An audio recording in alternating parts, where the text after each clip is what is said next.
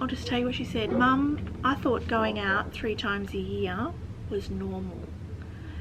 And when I told that to some people at school, they just looked at me weird. And she broke down and she really cried because she's just realised how awful our life is.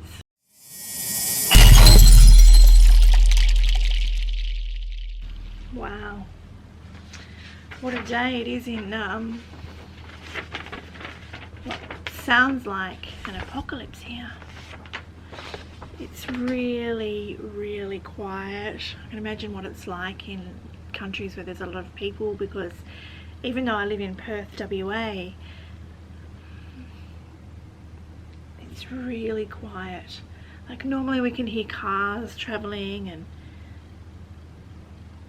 the sounds of the trains, you know. I don't hear anything. It's like if you're sensitive to that stuff, you can feel the calm before the storm. It's really quite eerie.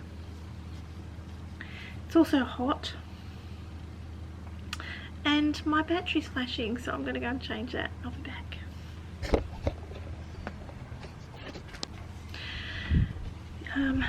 My day 7,307, 8, 9.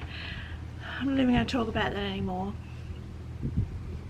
I had a bit of a cry this morning about everything again, because not because of what I'm seeing or reading really, it's because now there are so many more people out there that have to experience what I've had to experience for 20 years of my life.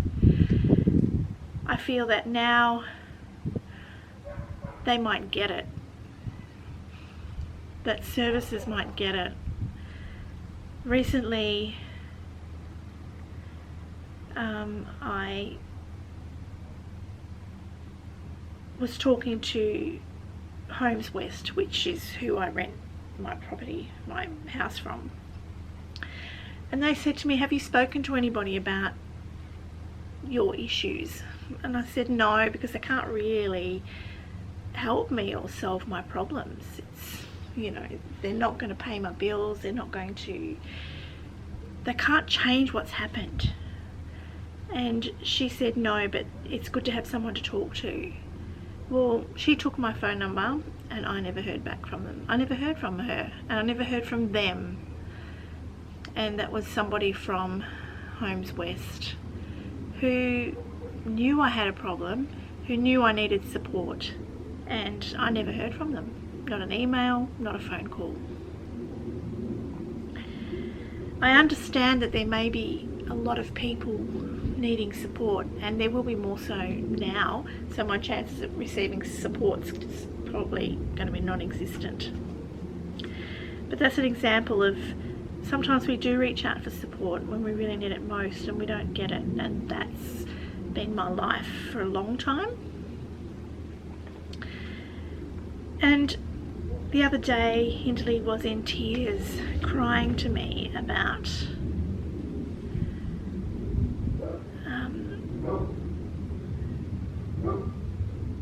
Mum, she said, Mum, I'll just tell you what she said. Mum, I thought going out 3 times a year was normal. And when I told that to some people at school, they just looked at me weird. And she broke down and she really cried because she's just realised how awful our life is. How shit my life has been for her entire 14 years of her life. And how I've been able to hide that from her for these years, and now that she's a teenager and going out into the world and talking to people, because she doesn't really have any friends at school, she's realised now what's going on, and she was so upset.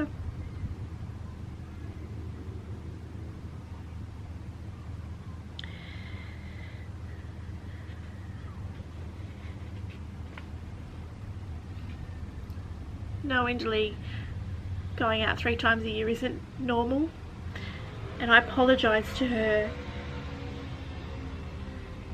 and told her I was really sorry for bringing her into this world.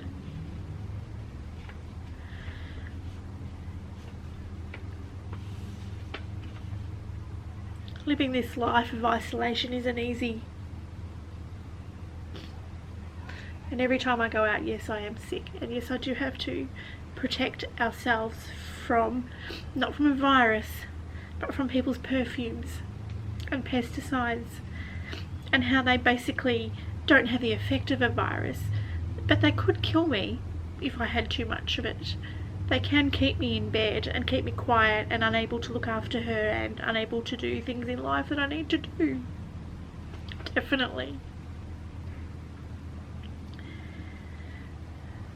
People are already going crazy out there.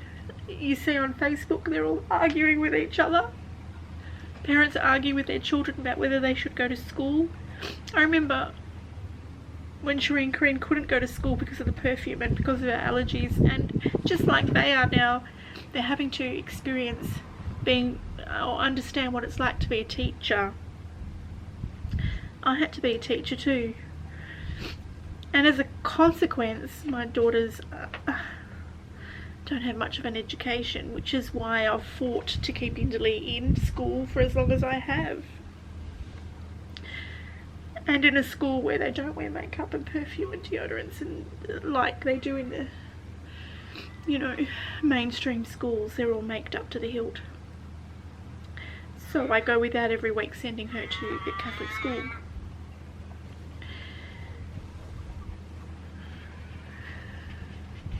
And seeing all these people arguing online and having to be resourceful, and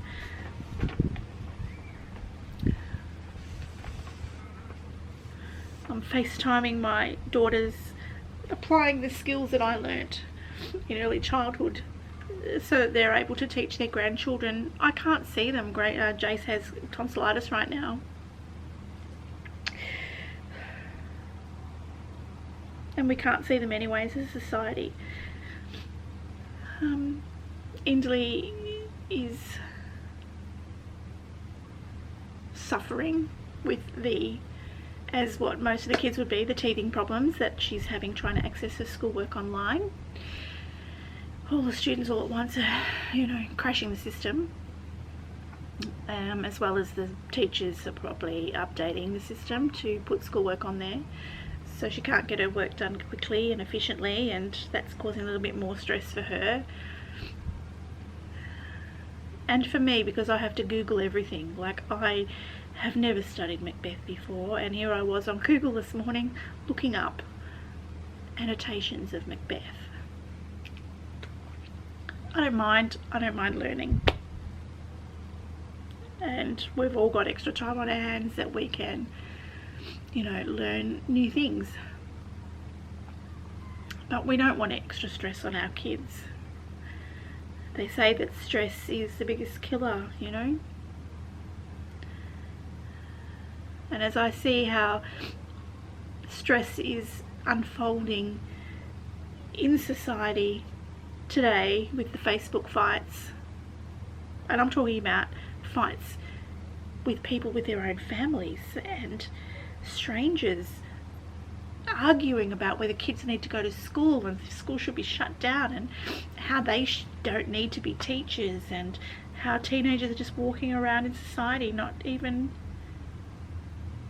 aware that their actions can be a matter of life and death for some people. And I understand the frustrations of parents and of teenagers. My teenagers have lived that life where they had to be homeschooled and they had no choice, and they couldn't go to school because of the perfume allergies, because of the Atlas Tipsite that poisoned them. It's bringing up fresh wounds for me, this whole situation, you know. Whilst it's really good that there are more people out there to experience what we've had to experience for a long time, it's bringing up new things, and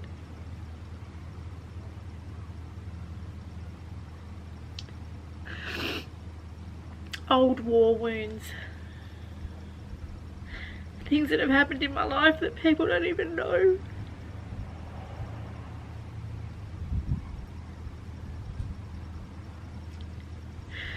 Which is kind of why I started this YouTube channel, because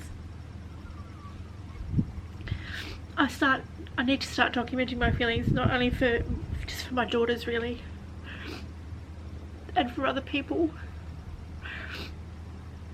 Every day I see online on forums that I have to take a break often, people abusing us for having MCS, or people with MCS screaming for help and they just can't get any. And now as I see all the people who are lined up at the dog queues that have lost their jobs, and I think about all the millions of people with MCS that have lost their jobs and lived isolated, who feel like they have a virus every day.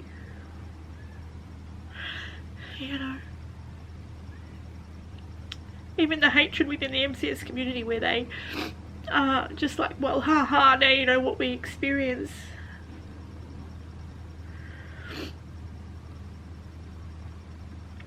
It's not right. It's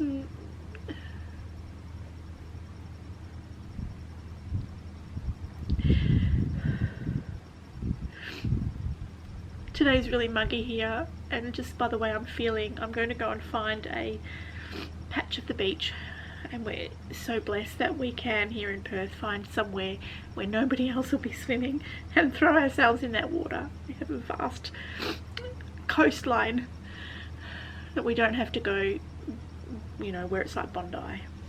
We can actually be the only person on that beach, or that section of beach, for miles.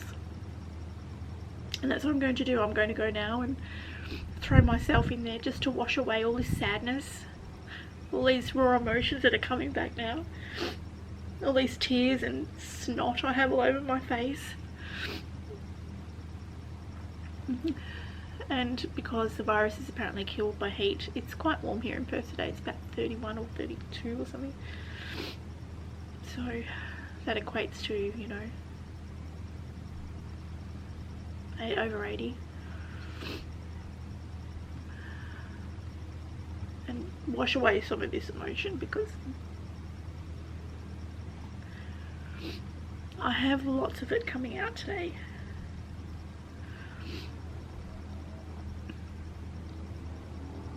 I heard the postages go past. You don't even know whether you should even go out and get your mail, seeing as it lives on services for so long. That's the thing about this, how long it lives on things. It's actually quite scary, isn't it? It's like chemical warfare, which is how we feel MCS is. It's us against them. It's us against the chemical industry. We can't stop it. We can't tell everybody, shut down with your perfumes, don't wear them anymore. Stop industry. A lot of people are saying this virus has stopped industry, so it's great, Mother Earth can heal. But I just hope that it humbles a lot of people and makes them appreciate what they do have, or, you know, appreciate what others have lost more in the past. It's truly a humbling and awful experience that people are going through. Not so much for me, as I said, because I've already lost everything. Okay, well, that's it. I just had to delete a couple of videos on this card. Not sure why. But, as I said, I just hope that this is because I've already lost everything, it's not as humbling as it will be for others, but it's just given me that ability to look at others in a different light, and maybe they will appreciate more. I'm going to go now to the beach.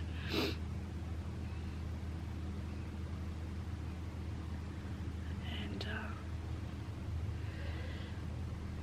I'll see you tomorrow. I'm sorry if my words offend anybody or make people angry. This is just my experiences. This is about my life and about what I have to go through every day. That's all.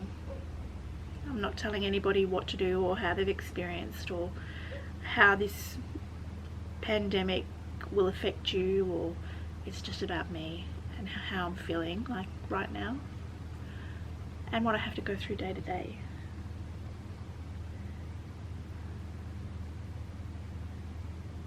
I've gone past the I don't look so good, I don't want to be on camera stage now in my life. And to be honest, I didn't put a video up for 2.5 years because, you know, I haven't got my hair done all nice and I don't look all pretty and I haven't got makeup on and I'm not thin anymore. I don't want people to see my psoriasis that covers my body. I don't want people to see my ugly face anymore. I'm over that. I keep running out of room on the card, so it must be time to go. Through all the hate, I'll be able to help even one person, or one person might be able to help me. I don't know, but until tomorrow, Canaries and Warriors, take care.